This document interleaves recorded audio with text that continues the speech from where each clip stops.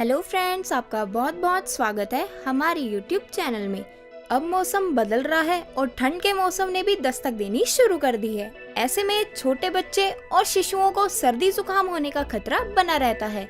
शिशुओं को जुकाम होने पर दवा देना ज्यादा सुरक्षित नहीं माना जाता, लेकिन इस स्थिति में घरेलू नुस्खे आपकी मदद कर सकते हैं।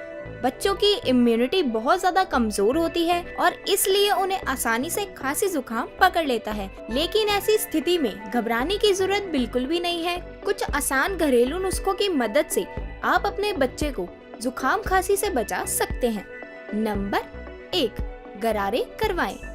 2 साल से अधिक उम्र के बच्चों को नमक के पानी के गरारे कराएं। इसके लिए 1 कप गुनगुने पानी में आधा चम्मच नमक डालें और बच्चे को गरारे करने के लिए कहें। बच्चे को पहले सादे पानी से गरारे कराना सिखाएं। नंबर 2, जुकाम का घरेलू उपाय है शहद। शहद में मौजूद एंटीऑक्सीडेंट रात में होने वाली खांसी, गले में इन्फेक्शन और खांसी जुकाम की वजह से बार बार नींद टूटने का इलाज करने में मदद करता है। और इस बात का बिल्कुल ध्यान रखें कि 1 साल से कम उम्र वाले बच्चों को शहद ना दें। 1 साल से अधिक उम्र वाले बच्चों को आधा चम्मच शहद दें। नंबर 3, अदरक।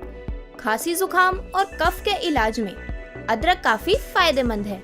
ये शरीर को गर्म करके बलगम को पिघला देती है। 2 साल के अधिक उम्र वाले बच्चों को अदरक की चाय पिलाएं। आधा इंच की अदरक लें और 1 कप पानी में इसे अच्छे से उबाल लें।